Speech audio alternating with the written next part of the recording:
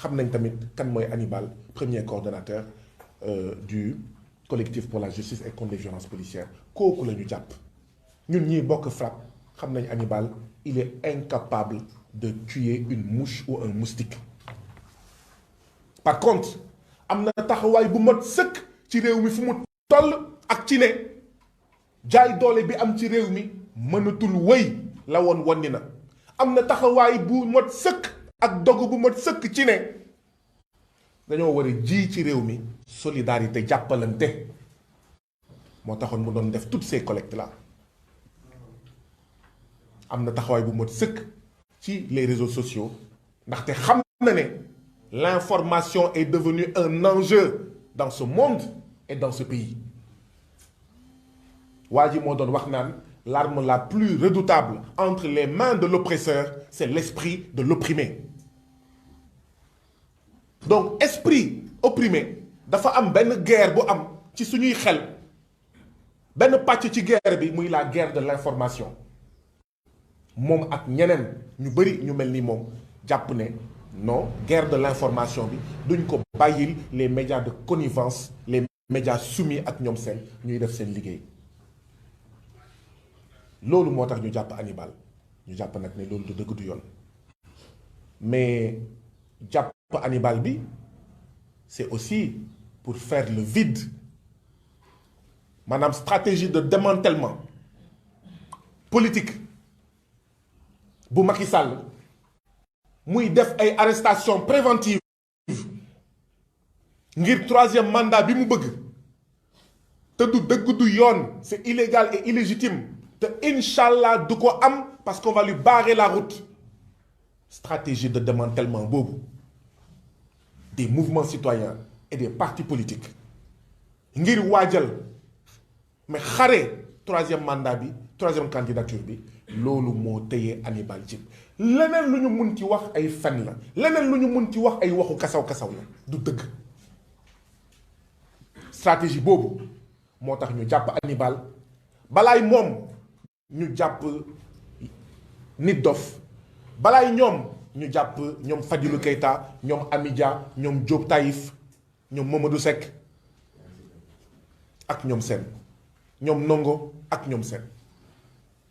muy tey une vingtaine une trentaine de détenus politiques stratégie boobu de démantèlement des mouvements citoyens et des partis politiques ngir yoonu troisième mandat bi nooy nepp moo tax itam ñu wax ñu ne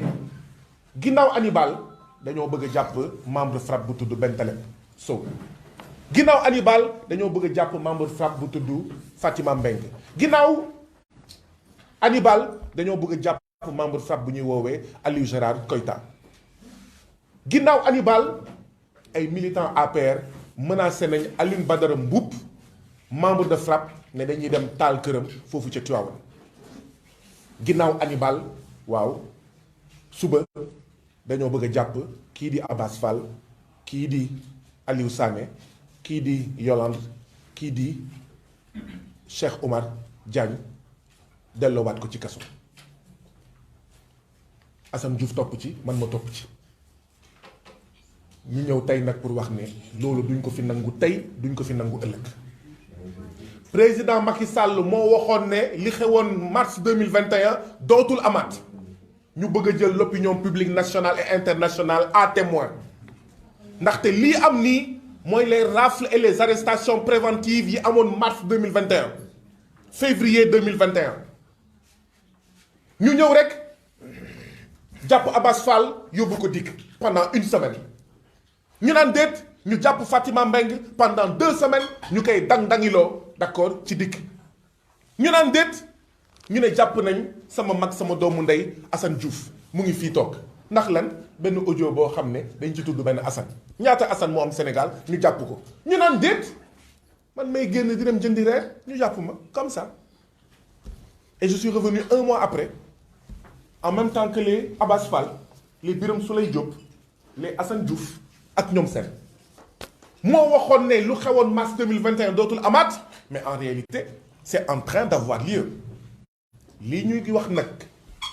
président Macky Sall devant l'opinion publique nationale et internationale mooy comme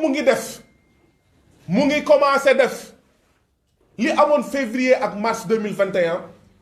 bu yeboo il n'a qu'à s'attendre à une résistance beaucoup plus rude que bi mu gisoon février ak mars 2021 ñun ñëpp gis nañ ci réseaux sociaux yi ak ñoom seen ñuy gis ñu naan waa APR ñu ngi naan tur numéro téléphone ak kër les opposants de la région de Dakar du département de Dakar pour lan noonu lañ def ba jàpp Hannibal Djim ndaxte ils ont identifié les maisons de tout le monde da ngay génn sa kër ñu ñëw jàpp la waa léegi ñun bu ñu waxoon sénégalais yi ne leen ok comme da ngeen di ut tur numéro téléphone ak adresse des leaders des mouvements citoyens ak des leaders des partis d'opposition bu ñu waxoon askan wi ok ut leen tur numéro téléphone ak adresse su ñi nga xam ne ñoom ñooy les apologistes du troisième mandat illégal et illégitime troisième mandat qui va provoquer la guerre civile au Sénégal lu ngeen di wax waaye ñun bu ñu joxee ndigal ne ok utal leen ñu tur liste numéro téléphone ak adresse su ñi nga xam ne ñooy naan on va marcher sur vos cadavres pour am troisième mandat lu ngeen di wax bu ñu waxee nañu def liste militant APR yi nga xam ne ñoom ñooy ñaax président Macky Sall mu dugg ci lu mu warul dugg muy troisième mandat bu boobaa lan ngeen di wax dama ne nañu bàyyi caaxaan on ne va pas se laisser faire on ne va pas se laisser faire bu dee troisième mandat bii moo tax ngeen di jàpp benn par benn nit ñi loolu dafay dakk troisième mandat illégal ak illégitime bii moo tax itam ñu couper le signal de Walfadjri ñu leen di masawuwaat mooy li ma doon wax sànq rek la guerre de l'information ñëpp xam nañ ne télé yu nekk ci àddina bi yëpp les gilets jaunes bu ñuy def xawma mekki seeni manifestation dañ koy wane en direct américains yi bu ñuy manifester les médias américains dañ koy wane en direct ak feneen donc Walfadjri deful dara lu dul wane li nga xam ne moom mooy information bu nekkuloon information yeneen télé yi nga xam ne ajjuma bii passé coupé wuñu seen signal duñu waxtaane li xew Mbàkke kon li xew Mbàkke information la qui mérite d'être traitée toutes les télés ont parlé vendredi soir de ce qui s'est passé à Mbàkke donc c'est une information valable donc Walfadjri n'a absolument rien fait ba pare dañuy fàtte ne il y a une semaine APR dafa fay Walfadjri pour mu couvrir un événement Walfadjri couvrir ko dégg naa Pastef dafa fay Walfadjri pour ñu couvrir le meeting de Mbacké mais c'est pas Walfadjri qui a interdit le meeting c'est pas Walfadjri qui lançait des grenades lacrymogènes Walfadjri ne damay couvrir parce que dañ ma fay comme yéen ni ngeen ma fayoon yéen waa APR ndax si dolli bu ñu ma fayul woon sax c'est de l'information donc affaire bi jaay doole la que faire maa ngi daanal que faire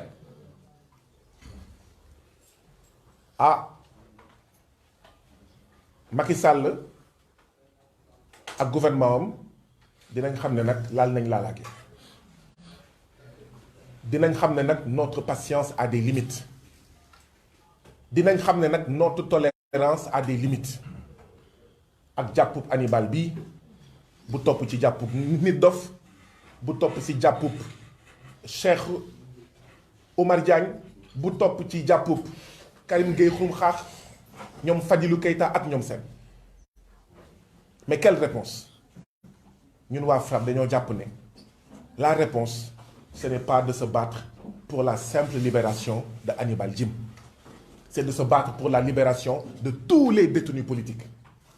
La réponse pour ñun waa FRAPP ce n'est pas d'organiser une manifestation pour la libération de Hannibal Djim mais une manifestation pour la libération de tous les détenus politiques. ñun waa FRAPP dañoo jàpp ne la réponse ce n'est pas de se battre uniquement pour la libération des détenus politiques, c'est de comprendre que l'arrestation de ces détenus, de ces militants de mouvements citoyens et de partis politiques n'est pas déconnectée des autres questions et que c'est intimement lié à la question du troisième mandat. Donc tey jii nii li ñu war a mobiliser mooy non au troisième mandat du fi am. Li ñu war a mobiliser mooy non à l'instrumentalisation des institutions, notamment de l'institution judiciaire buy jaay doole di jàpp ku ko neex Sénégal mel ni Lido xaw ma groupe WhatsApp. tey nga jàpp Cheikh Oumar Diagne ak Karim Gueye Xurum Xaax après nga génnee leen nga dugal Nit Dof dugal Hannibal Djim. suba nga génnee Pape Alé Niang dugal Abass Fall gannaaw suba nga génnee Abass Fall dugal Guy Marius Sagna ak Aliou Sané. moo tax est-ce que duñu commencer lancer le hashtag je suis encore libre ou je suis libre pour l'instant ndaxte nous sommes tous en sursis. Je suis libre pour l'instant ou on est encore libre? La réponse donc c'est de connecter la lutte pour la libération de tous les détenus politiques à la souffrance du peuple sénégalais, victime de la vie chère, victime des spoliations foncières, victime des violations des droits des travailleurs ak ñoom seen. Connecter ko aussi à la lutte pour wax naa ko la libération de tous les détenus politiques. moom la ñu war a boole mais pas xeex rek pour la libération des détenus politiques parce que sinon bu ñu ko defee bu yàggee seeni mbokk rek ñooy génn. Or on a besoin ñu tabax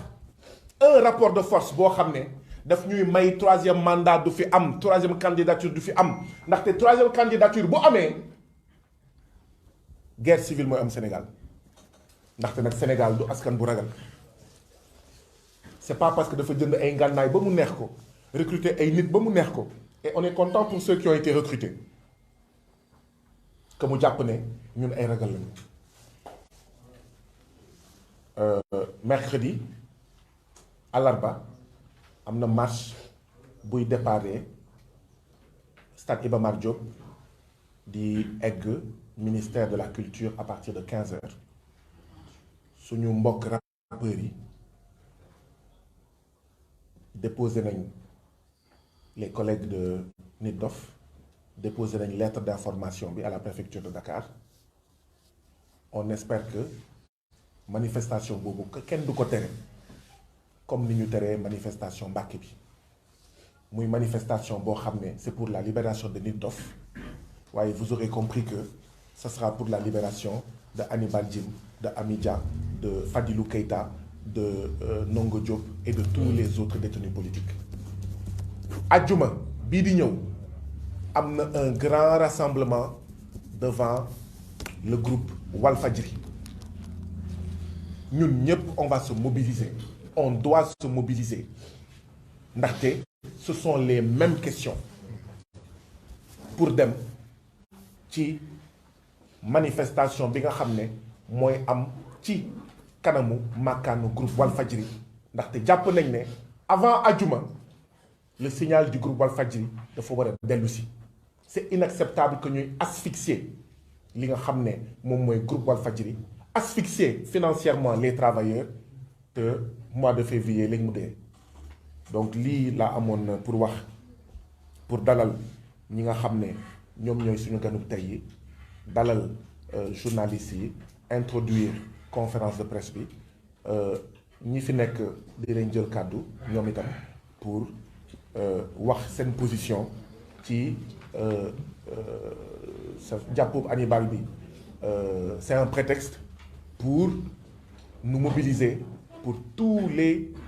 détenus politiques mais aussi pour boole xeex boobu avec d'autres questions comme le troisième mandat, l'instrumentalisation des institutions ak ñoom seen. Donc peut-être